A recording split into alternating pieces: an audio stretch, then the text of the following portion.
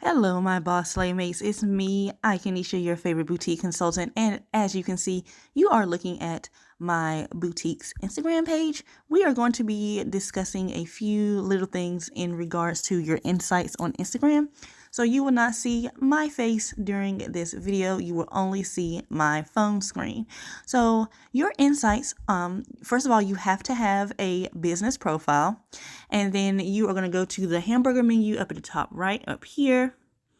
Click on that and then click on insights. Sometimes it's not there. And then when it's not there, just go back out, give it a moment, and then go back in it. I'm not sure as to why this happens. It is very annoying. I'm not entirely sure why this tends to happen. You have to keep going back and forth to it, and then it will pop up. See, and now it's there. So I'm just going to tell you, what you can find in here. And if you want a more in-depth explanation and a more helpful strategy, like how to use the insights to come up with the long strategy, I have a video just for that. That link will be in the description box. And I also taught a 3-hour Instagram masterclass a couple weeks ago. So if you would like your copy of that replay, that link will be in the description box as well. So first of all, I have noticed that my insights tend to drop a lot whenever I do not post every day on my boutique's Instagram page. You do not have to do that on your page. It just depends on your own insights. So underneath the first tab, it is the content tab. It is going to tell you everything that you have posted. It's going to tell you your stories, if you have any promotions going on, things of that nature. And then this right here will tell you how many times that post was seen throughout this time period here. So if you click on see all, you will see all of your posts within a certain amount of time, and they will be filtered through for a certain thing. So right here, you can change this. This is all posts within the last year, and it is in order by the reach. So this is the picture from the past year that had the most reach. And it reached 2,135 accounts, and then so on. So that's what that is. You can change this to carousel posts, photos, shopping posts, and videos. Carousel posts are posts that you have seen on other people's profiles or that you have done where it's more than one picture, where you just swipe to the left and then go to the next picture. That's a carousel post. And then you can change this. You can go to your time period. I don't know why it's not. Why is it not doing? Okay. So you have the week, the month, 3 months, 6 months, 1 year, or 2 years for your time period.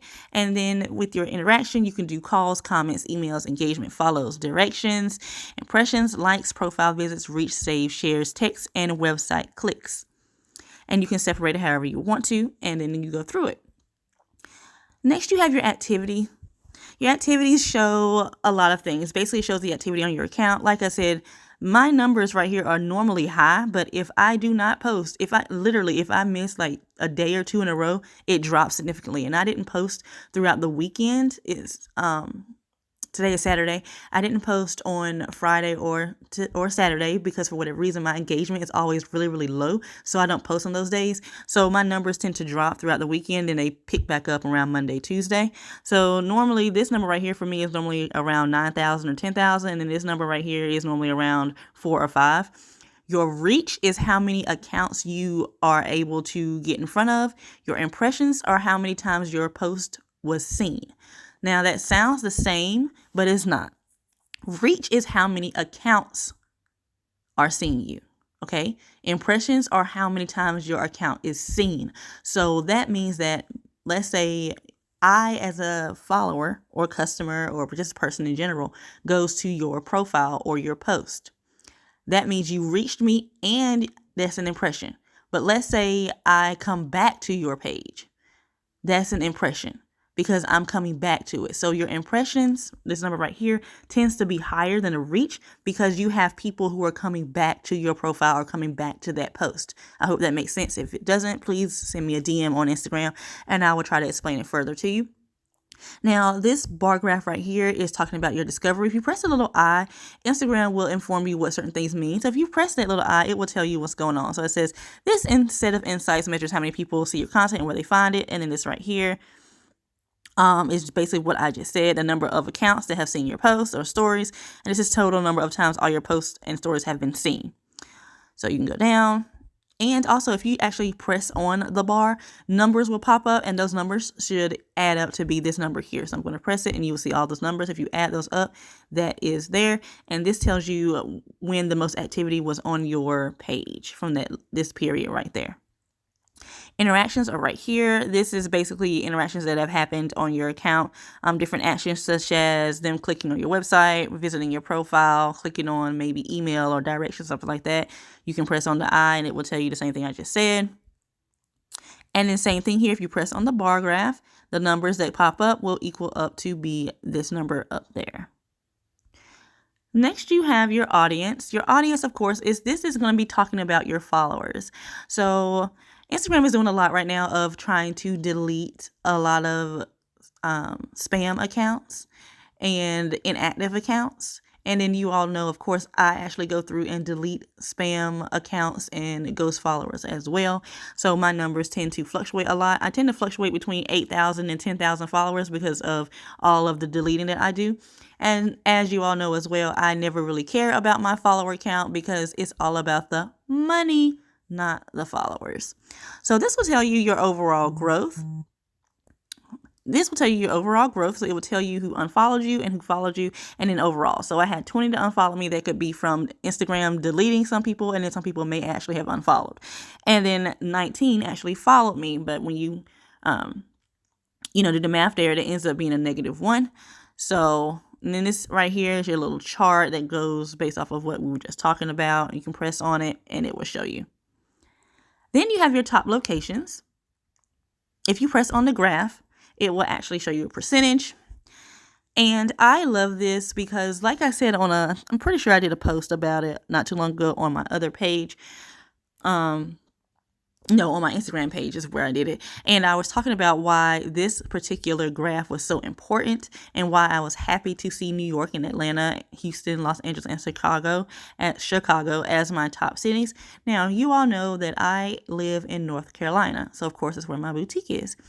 And my top 5 locations, none of them are in my state. So that shows that I am getting my name out there boutique-wise. I have done all I need to do and are still doing, obviously, in terms of networking, marketing, all of that stuff. So my reach is far. And I'm very happy to see that none of these cities are in my state.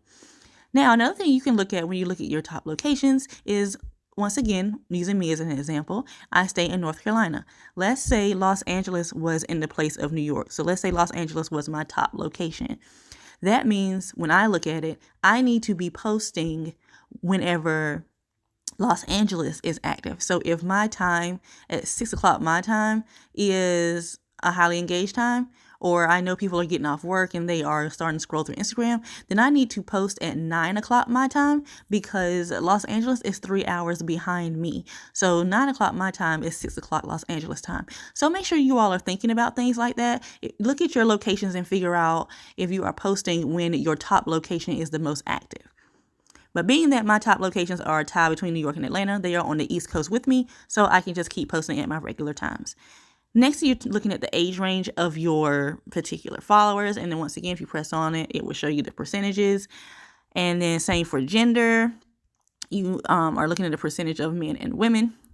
And then also you could change this to men and then women if you want to see the ages of those. And then you have your time analytics down here. I used to not go by this. I've said this numerous times before. I used to go to each individual picture where I had the most engagement. And Instagram used to have it where you could look at the date and time of when a picture was posted, but they took that away, and I was very upset about that because even though this may tell me that on Fridays at 12, 3, 6, and 9 are when most of my people are active, it wasn't really in depth the way that the other one was, because I found out when I went through it the other way by going through my top pictures and looking at the times and the days, that Tuesdays at, I think it was 3 or 5 o'clock was great for me, and Wednesdays at it was either 5 or 6, one or the other, but I want to say it was 5. It was something like that. And I was getting, engagement, likes, comments out the ass during those times. But if I look at it on here, it doesn't show me that way because there's no 5 o'clock up here. So I wouldn't know that. And you're in the hours view. You can change it to days and see your days. And you see my Tuesday isn't as dark as my Sunday, Monday. So it's showing that Sunday, Mondays are the days where I get the most engagement. Totally not true, because on Sundays and Saturdays, my engagement sucks. If you look at certain pictures, I don't even hardly get a lot of likes on the weekend. I don't know what it is, but on both of my Instagram pages, my engagement is always super low on the weekends. And people say, people that are like social media gurus or whatever, say that the weekend is the best time to post because people are, off work, blah, blah, blah. But that's not the case for both of my profiles. So make sure that you are reading through your own insights and figuring out what works for your profile, and not just listening to anyone who just gives a generalization, because things are not true and the same for every single account. And it also depends on what you sell and what type of business you're in. Now, the other insights you have are if you go to your profile and click on a post. I'm going to click on a video. So let's click on this one. And then here's a part right here that says view insights. So you will actually go to that and view your insights for that particular post. Now, this shows you your engagement. Now, remember, your likes, which is this right here, your likes do not count as engagement. That is why I always tell people, do not care about how many likes you get on a post, because I had one post where, on my other page, where it literally got like 4 likes, I think, but it ended up getting 18 profile visits. I can't remember how much the reach was, and it got saved quite a bit. So it doesn't matter that it didn't get a lot of likes. I ended up getting a sale off of that post too, I think. And I ended up getting a few subscriptions from my YouTube channel. So it doesn't really matter how many people like a post. Your engagement, however, is your comments, shares, and your saves. That is engagement. Profile visits and reach, you definitely want to look at that as well, because if you're seeing that this number is high, or that this number and this number are high, it means that this particular piece of content is really resonating with your followers or your customers or potential followers and customers. So you want to create more content like that. And then your reach, of course, your reach is telling you how well your hashtags are doing and how many people actually, saw your post. This right here shows you that you can scroll up. So swipe up and you will see more. So if you have a shoppable Instagram like I do, this will tell you how many times someone actually viewed the product on the post. Some people don't know that you can actually view products on a video. So a lot of times my video product views tend to be low or non-existent. And then your interactions. The interactions, of course, like we talked about in the other insights, are just talking about actions that were taken on this particular post. So 7 people actually visited my profile when they saw this video. And then here it is saying that this particular post reached 2,014 people.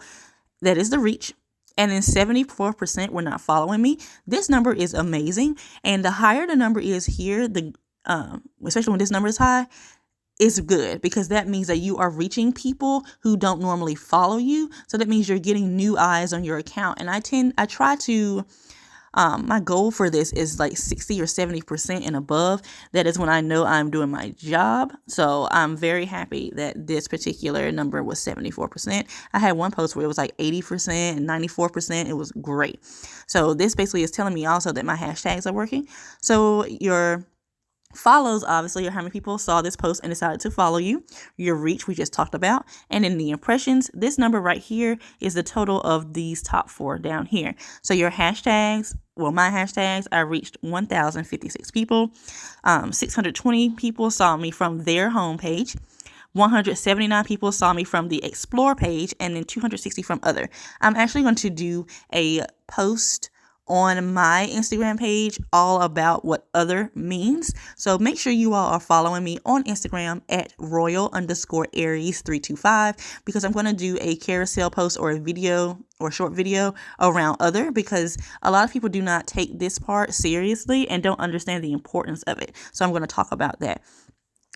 Now, let's say you want to see your hashtags, for example. Let's say your hashtags, you look at it and you say, oh, okay, this is pretty good. Let me see what hashtags I use. So make sure that you go through and see what hashtags you used and save that. I've always put my hashtags in the comments. I put mine in the comments for two reasons. One, I don't like my hashtags to be in my in my caption because it looks messy to me. I like my captions to look clean. Number two, I like to put it in the comments because, once again, comments count as engagement. Yes, your comments count as engagement. A lot of people say that there's a difference between putting your hashtags in the captions and the comments. Instagram themselves have stated that there is no difference, and I have been putting my hashtags in my comments for years and nothing has happened. And as you all have seen or just saw, my reach with my hashtags was still good. So do not let anyone try to tell you to not put your hashtags in the comments. Once again, Instagram themselves have come out with a statement and said there is no difference. So these are the hashtags that I used. And so I know that I should, keep using these if I was doing some kind of hashtag experiment. Now, your insights are very valuable. So make sure you are using them literally every single day. And like I said, I have a more in-depth video around just insights.